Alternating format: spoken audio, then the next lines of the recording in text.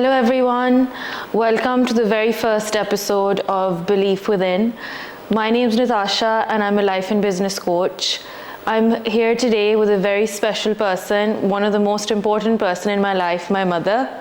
Would you like to introduce yourself? Yes, I'm Natasha's mother, and I'm so blessed to have her. Actually, I have 4 daughters and I'm really blessed. And she's my number 4 and I'm so proud of her. Because my journey has been full of up and downs and lots of trauma and lots of happy occasions. But my lifeline are my girls, starting from my eldest to my youngest. Would you like to tell us a little bit about your childhood and your upbringing? Well, my childhood, thank God, wasn't here. And there's many reasons for that. I was blessed to be brought up in a very small town. Pakistanis think that London is England when it's not. England is actually lots of parts and some beautiful parts. And I was brought up in a very small town, as you know.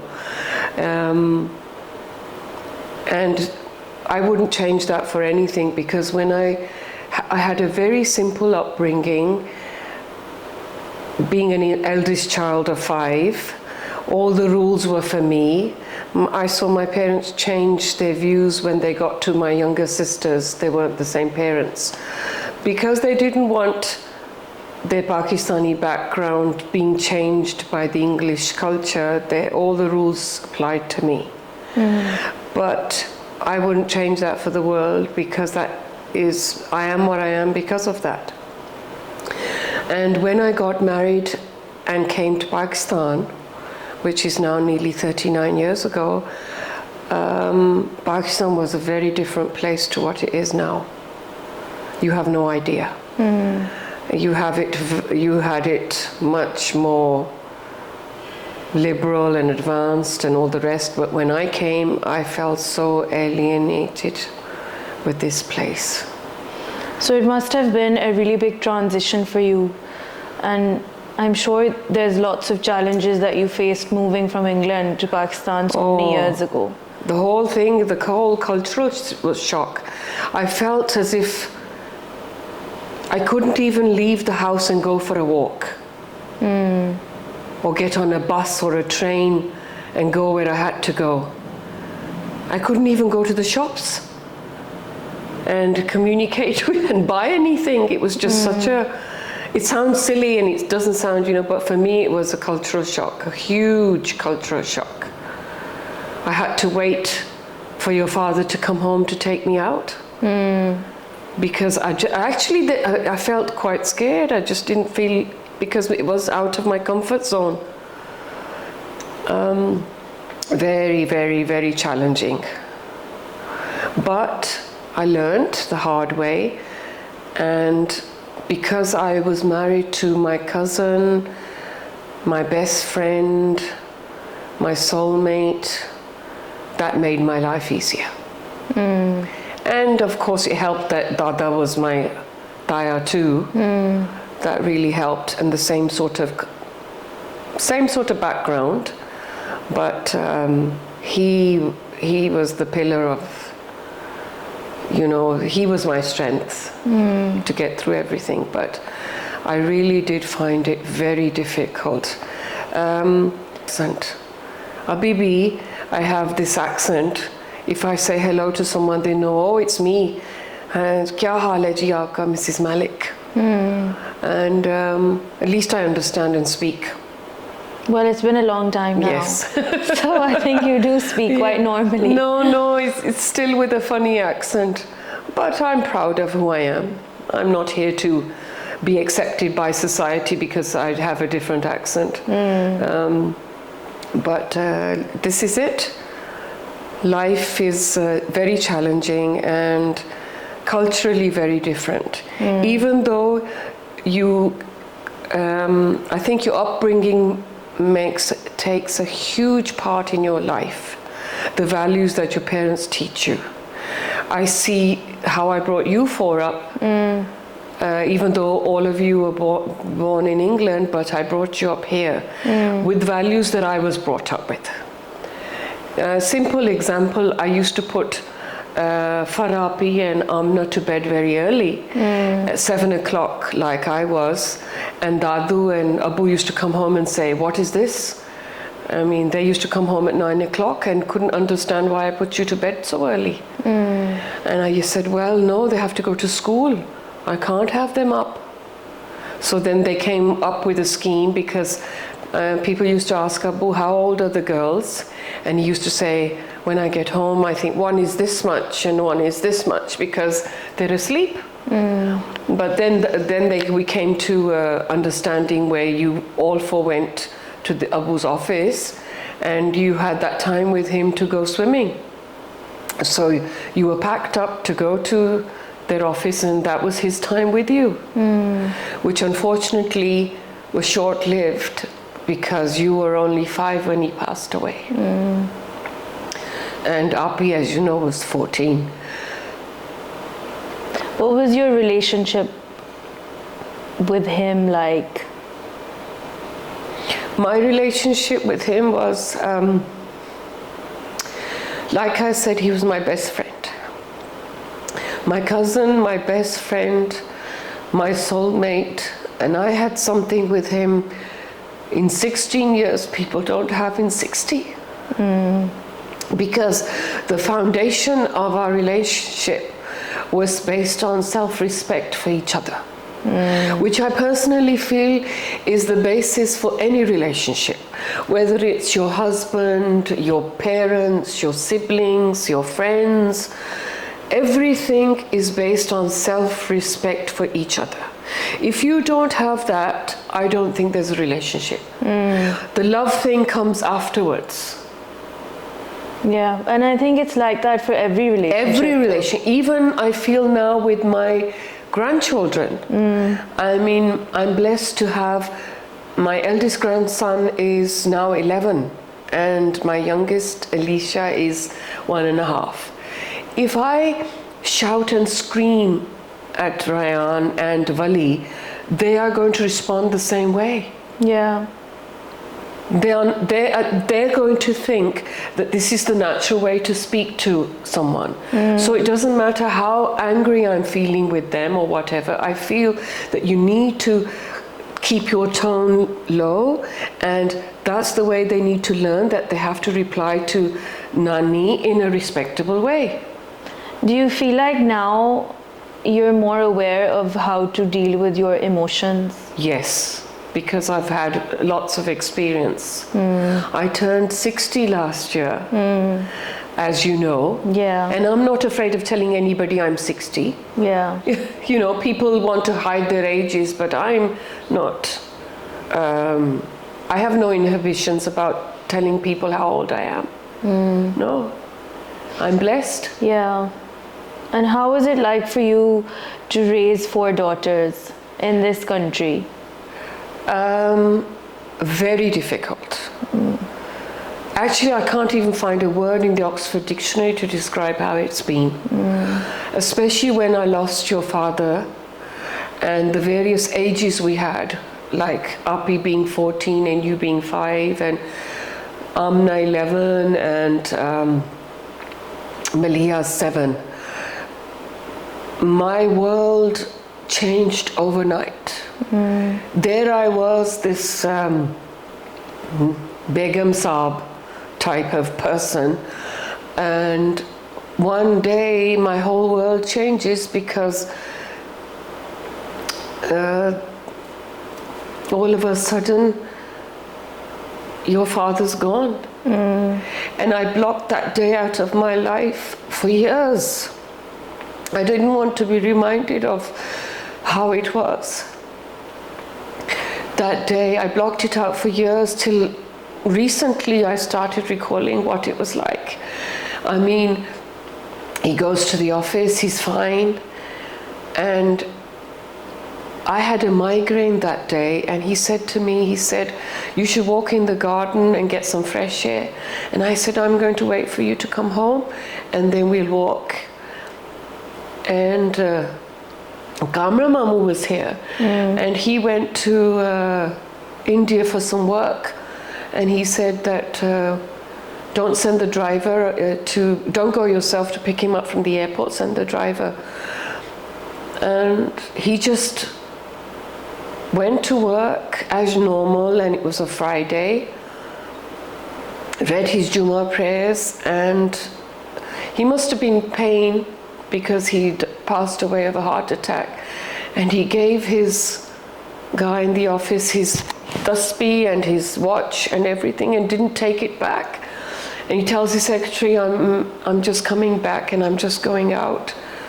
And somebody called me and said, what happened to Ahmed? Is he, they say they've taken him to the hospital. I said, what? I had no idea. You were in school. Milia was in school. And I don't really want to recall the day, but as his birth is coming up next month, it's going to be 24 years to survive without him.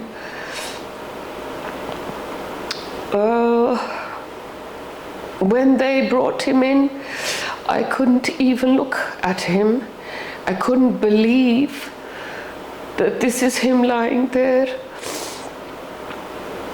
And before you know it, they took him away and they buried him. But the reaction of you four, I still remember you all over him. And I just went numb.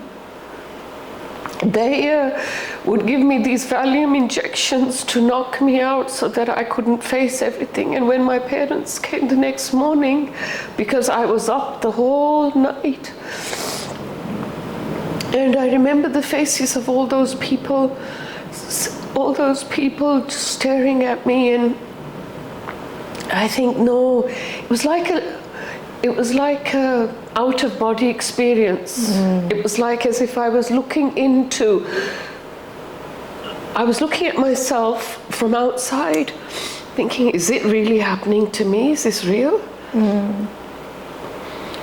And after that, I just, then it was downhill, because I had to face all these situations without having a son, which I didn't realize, because we're four sisters, and I'm also blessed with a brother. But when I was growing up in England, we didn't think it was a big stigma having four daughters. That day your father passed away, I realized, oh my God, it really is. But thanks to your grandfather, Dadu, and he was almost retired when Abu passed away. And then he looked at me and said, right, you'll have to start coming to the office with me, because he's left four daughters and we're going to have to bring them up. And he was my strength. And so I started to go to the office with him, not being an engineer like he was, and sat there and trying to figure out where my world would go from here. Then I also remember that first time when we left to go, as we did every summer for our holidays, to go home to Nanu and Nanabu, you sitting next to me as my 5-year-old. And we always went on PIA, which I wouldn't dream of going on now. You sitting next to me by the window, as we took off, you said to me, Mama, is it okay if I wave to Abu now? Because he can see me.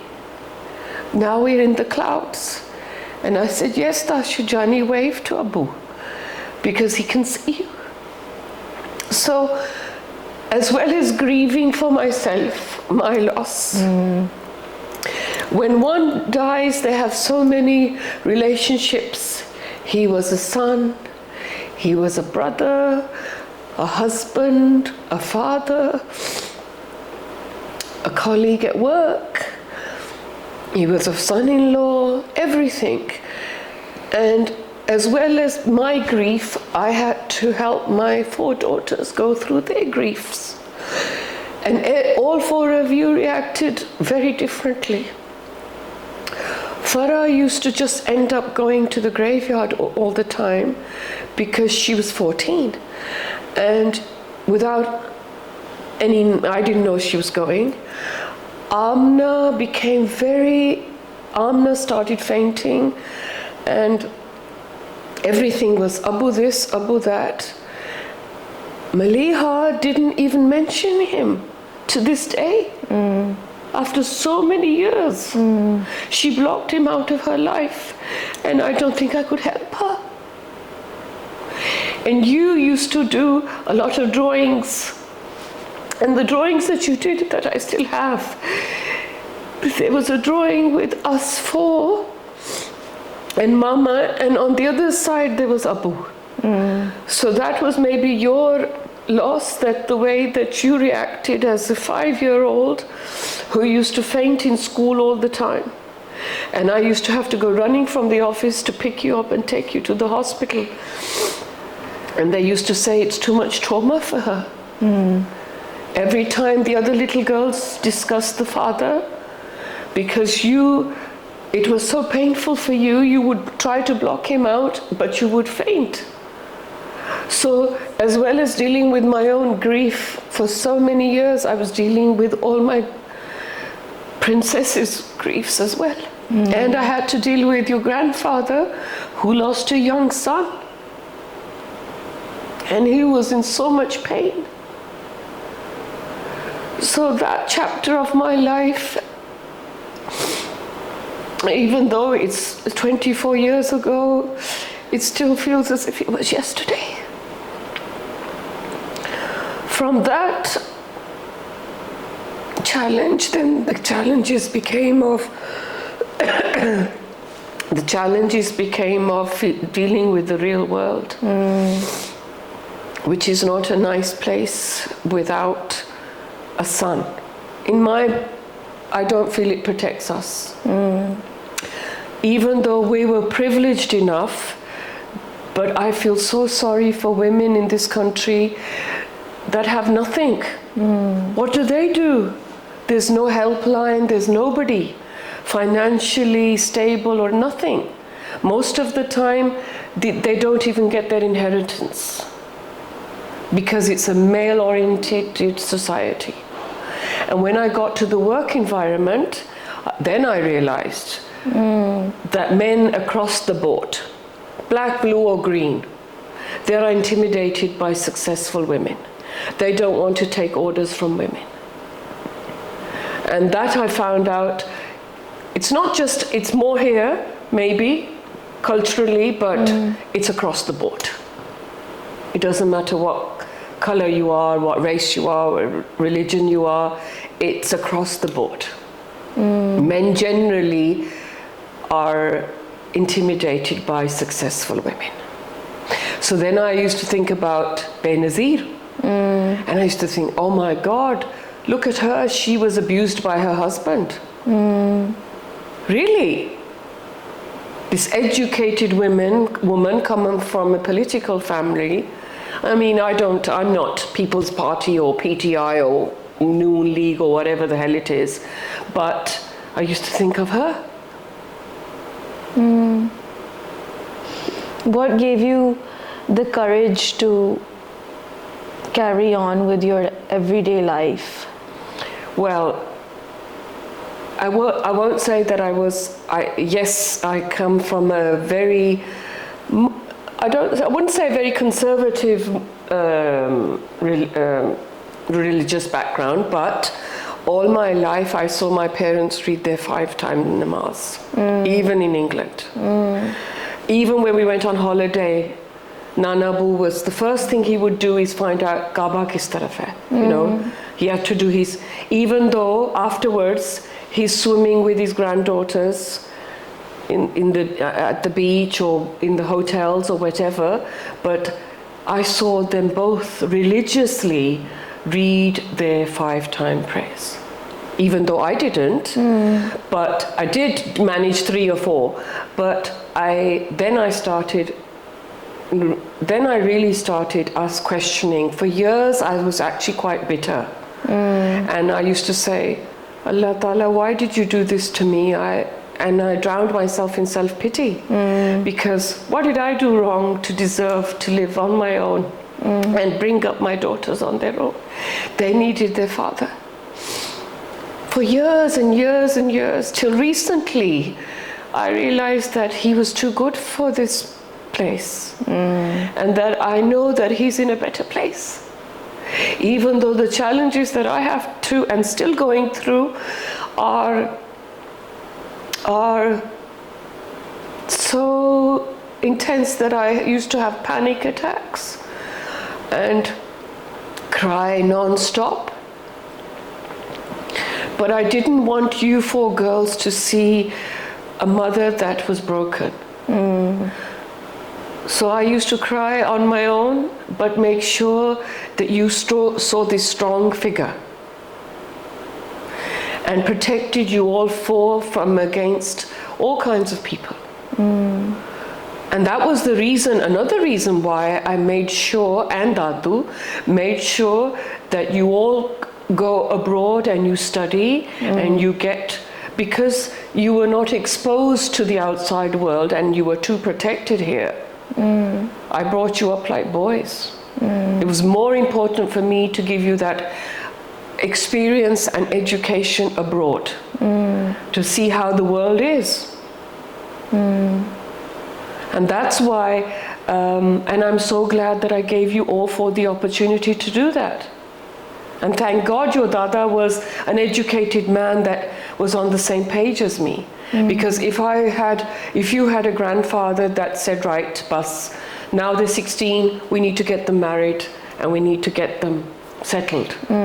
So you've spoken about your journey and your life story and how you said that you had a very simple childhood and then you had to adjust to change when you came to Pakistan and face all these different challenges, and then you lost your husband and you went through a lot of difficult times and faced a lot of grief. So what gave you the courage to carry on? Well, unfortunately, when this incident happened, there is no helpline and there were no therapist that I could go to. I did go to a psychiatrist, but he put me on to too much medication and thinking it will work for me. But finally, in the end, I ended up going to England, which I did every year, and consulted actually a psychiatrist there. And he said to me, Mrs. Malik, where you're heading is towards a nervous breakdown if you don't take antidepressants, which is a huge taboo. And when I was growing up, these things were like, didn't relate to me. But all of a sudden I'm sitting here thinking, am I going to be taking antidepressants? Which also reminded me that in my whole life, as I was filling in forms, and whether it was for all sorts of documents, and on the form where it says Mr., Mrs., Miss, and it would say widow, as a young person, I was only in my 30s when I became a widow, I looked at that word widow, and in my life I used to think of 80-year-olds, not a young 32-year-old. And so for me, this was beyond my belief, and to have become a widow at such young age, and then to be thinking that I'm going to be taking antidepressants. But because of my situation, and I wanted to help myself, because the constant crying and the sleeping, I wanted to be around my girls that I was going to bring up and be there for them. So I did take initially, without telling anybody else, I did take the doctor's advice, and I was on antidepressants initially for the first 3.5 years, which really did help me. It controlled my crying, because it's not a happy pill where you just take it, you take one pill and you're laughing. No, you have to take it for at least 3 months for it to help you, because it goes into your bloodstream and changes your whole hormonal body change, and then helps you. And you can't just take it and say, okay, I'm not taking it anymore. You have to be advised by a medical doctor to taper yourself off the medication, taking it from 1 tablet to half to quarter, to taper it off eventually. But it really helped. Yes, there are a lot of side effects, but then there's a lot of side effects from everything else. I had to tell myself, am I going to be a physical, mental wreck that is going to stay in bed all day and not get on with my life because my husband's passed away? Who's going to look after my children? So I needed to take it, and it helped. So this day and age, if you need to take it, you should. I was advised to take it, and I did. As far as therapy is concerned, I did have therapy and online from a therapist in England. She helped me immensely. She helped me so much, because my sessions with her actually helped self-help. I became more focused.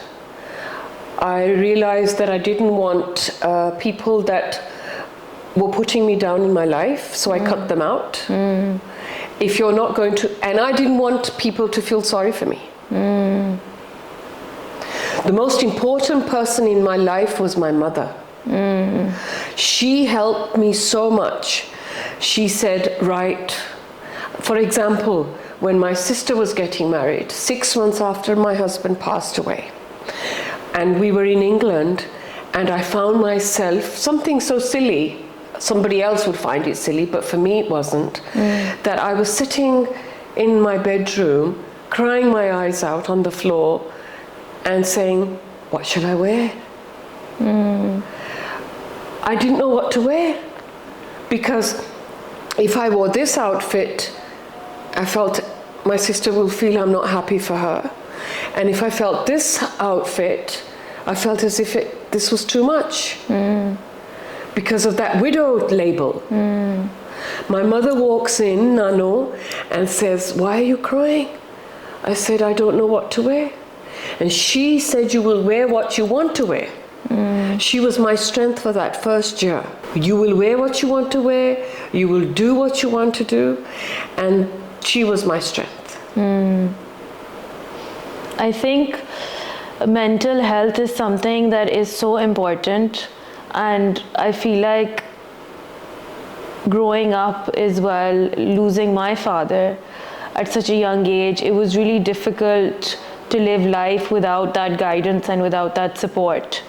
And when I left university and I started studying psychotherapy, and I started therapy and spiritual healing, and then I did my coaching course, it made me realize so much about myself, and also how important it is to process your feelings and your emotions, because we're not taught, or nobody really talks about how important mental health is growing up. Yes, it's become a concept now which is more accepted in our society, but when I was growing up, or when you were going through your trauma as well, we didn't have that support system that's available now. So after everything that you've been through in your life, what advice would you give to somebody who's going through a similar journey, or who just generally suffers through grief or loss? Definitely seek help, because you cannot do it on your own. And thank God there is more awareness now. There's more awareness of mindfulness, mental health, therapy. There is no taboo about it anymore. If you need therapy, you must go for therapy. I did, and it helped me immensely, but I also went down my belief in God. That became so strong that every situation I would talk to him. and say, you have to help me. I would leave it in God's boundaries and say, you help me. For example, I have come to, it's taken a long time. I wish I was available.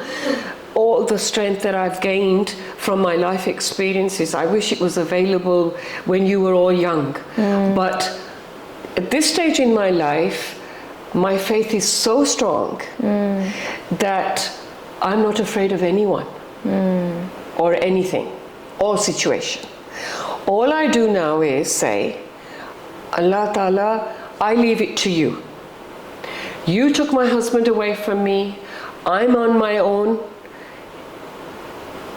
trying to do what I can, bringing up my goals. You help me. And I leave everything to you. And that gives me my strength, because at the end, I'm only answerable to him. I'm not answerable to society.